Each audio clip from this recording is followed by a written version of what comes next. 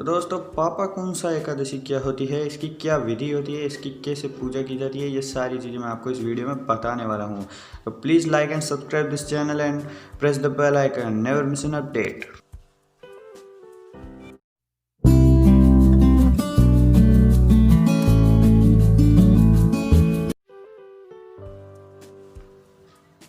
पापाकुंसा एकादशी व्रत कथा। व्रत करने से व्यक्ति समस्त पापों से हो जाता है मुक्त। पढ़े ये व्रत कथा और इनकी आरती। पापाकुंसा एकादशी व्रत कथा।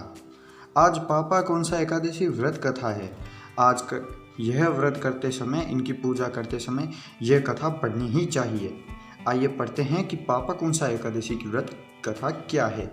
तो दोस्तों बहुत समय पहले की बात है। एक बार धर्मराज युधिष्ठिर ने भगवान श्री कृष्ण से पूछा कि हे केशव, श्री कृष्ण से पूछा, हे भगवान, आश्विन शुक्ल पक्ष एकादशी का क्या नाम होता है, तो इसकी कृपा और फल बताइए। भगवान श्री कृष्ण ने कहा कि हे युधिष्ठिर, इस एकादशी का नाम पापाकुंसा एकादशी है।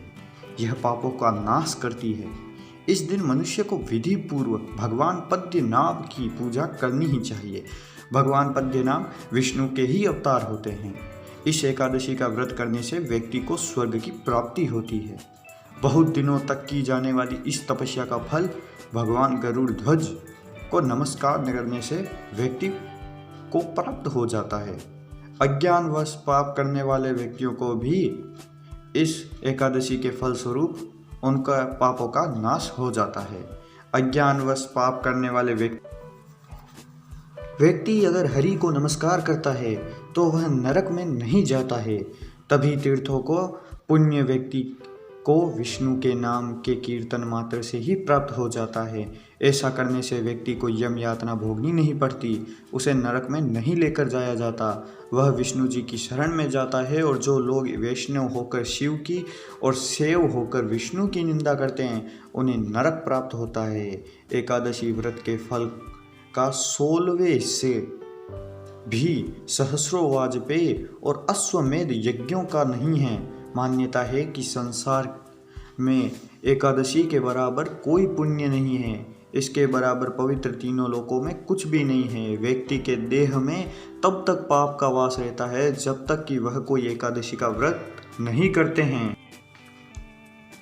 हे राजेंद्र, यह एकादशी स्वर्ग, मोक्ष, आरोग्यता, सुंदर स्त्री तथा अन्न और धन की देने वाली है।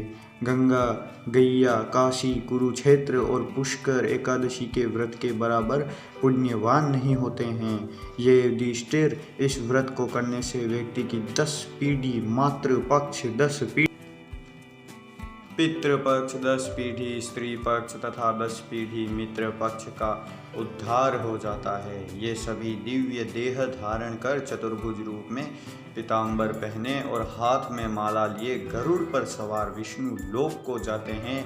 हे नरपोत्तम, अगर कोई व्यक्ति बाल्यावस्था, युवावस्था, वृद्धावस्था में पापाकुंसा एकादशी का व्रत करता है तो मनुष्य के पाप खत्म हो जाते हैं और मनुष्य दुर्गति को प्राप्त न होकर सद्बुद्धि प्राप्त हो जाता है। जो व्यक्ति पापाकुंसा एकादशी का व्रत करता है वो विष्णु लोक को प्राप्त होता है। इस दिन सोना, तिल, भूमि, गौ, अन्न, जल, छतरी तथा जूती दान करने से मनुष्य यमराज को नहीं देखता। वह सभी पापों से मुक्त हो जाता है और अति प्रसन्न रहता है।